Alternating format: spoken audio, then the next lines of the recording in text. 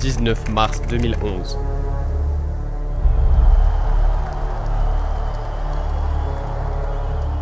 C'était la naissance du combattant le plus dominant de l'histoire de l'UFC.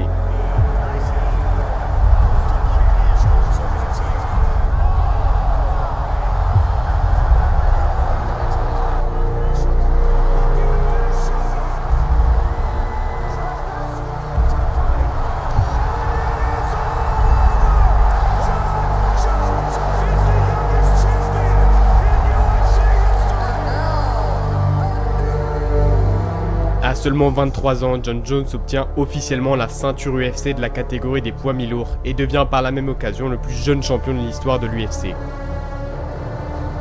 Mais cet exploit, c'est que le point de départ.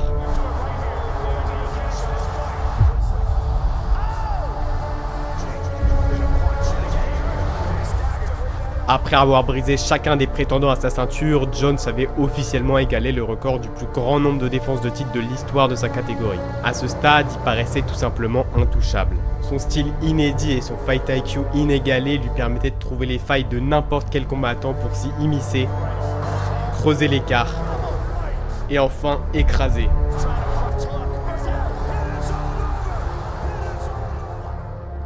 Mais pourtant, il y avait bien un combattant qui, pendant que Jones attirait toute la lumière, se frayait un chemin jusqu'à lui. Silencieux et discret, Alexander Gustafsson avait réussi à se hisser au top de la catégorie grâce à sa boxe qui, même si nonchalante, est l'une des plus redoutables de la division. À ce moment précis, Gustafsson était le seul homme qu'on voyait capable d'ébranler Jon Jones, parce qu'en plus d'être un véritable conquérant dans la cage, le Suédois est aussi le premier adversaire de Jones qui non seulement est du même gabarit, mais aussi du même âge. Jones voyait Gustafsson comme le challenge qu'il attend depuis le début de sa carrière, lui qui a écrasé tous ses précédents adversaires sans grande difficulté. He's never fought anybody like me before. And it's going to go down to his working the hardest. He's a great fighter, he really is. I'm excited for the challenge. Everybody got weaknesses. Everybody beats. He is my next title fight, he is my super fight. He is the record that I've been dreaming about for years. I'm doing my homework right here, so I'll be ready. Et après des mois de spéculation, de pronostics et d'attentes insoutenables, le jour J était enfin arrivé.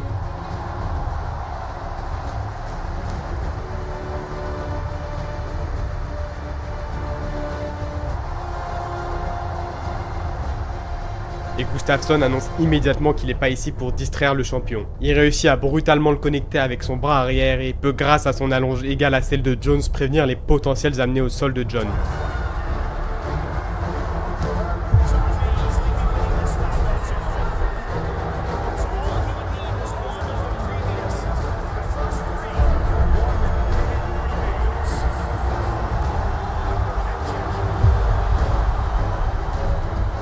Et alors même que Gustafsson dominait en striking, il va réussir à mettre Jon au sol pour la première fois de sa carrière.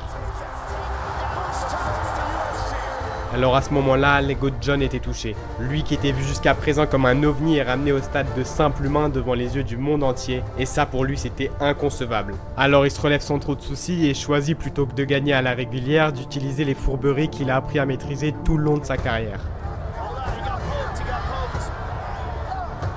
Gustafsson comprend alors que Jones a bel et bien l'intention de gagner par tous les moyens nécessaires, quitte à aller jusqu'à enfreindre les règles de ce sport.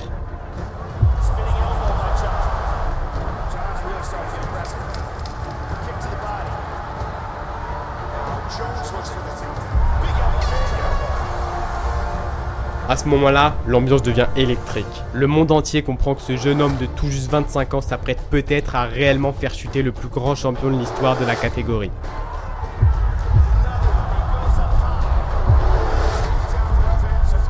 Mais ça, pour Jon, c'était juste inconcevable.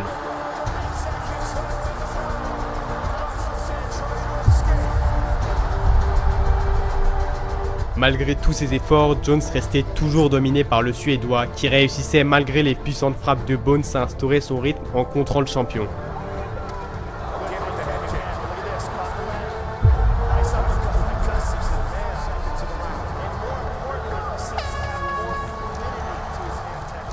Arrivé dans ce troisième round, la guerre était officiellement déclarée. À ce moment précis, le combat prit une tournure bien plus sauvage, dans laquelle les deux combattants se rendent littéralement coup pour coup.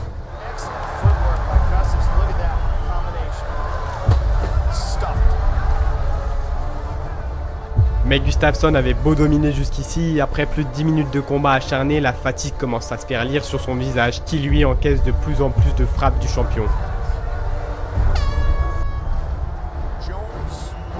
Mais ce 4e round n'est pas anodin, parce que là où Jones a l'habitude de combattre en 5 rounds, Gustafsson lui n'a jamais dépassé les 3, et l'histoire nous a bien montré que les challengers survivent rarement aux 2 derniers rounds. Mais pourtant, Gustafsson lui semble totalement insensible à cette règle. Il continue de dévisager Jones en lui infligeant des frappes d'une telle violence qu'elle commence à sérieusement faire entrevoir une possible fin de combat.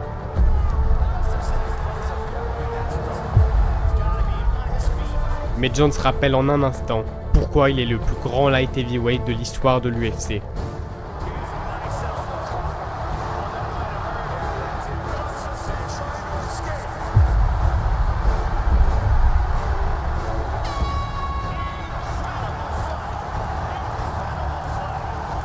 Le 5e round est une véritable guerre où les 2 élites de la catégorie donnent toutes leurs tripes pour briser le visage de leur adversaire.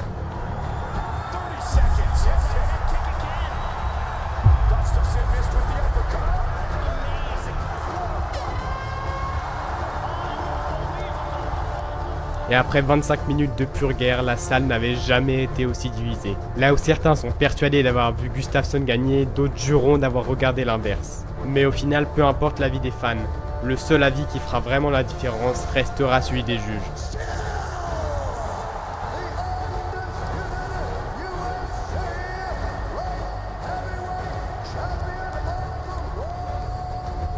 Cette décision a évidemment pas convaincu les fans de Gustafsson qui réclament immédiatement une revanche, et ça tombe bien parce que Dana White est du même avis.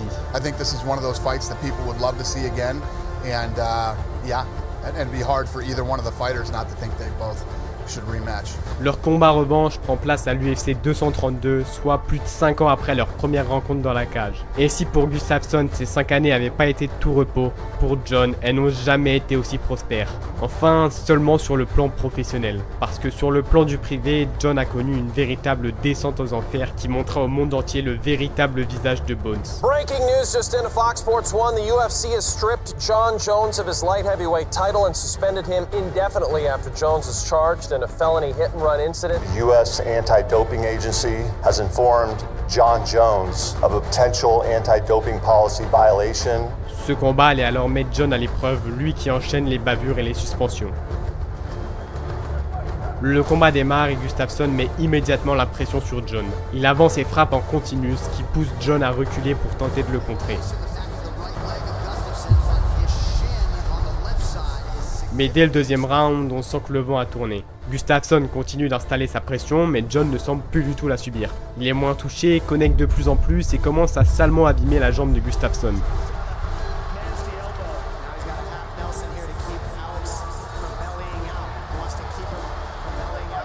Et alors qu'Alexander avait jusqu'ici défendu chacune des amenées au sol du champion, cette fois-ci il va céder et en payer le prix.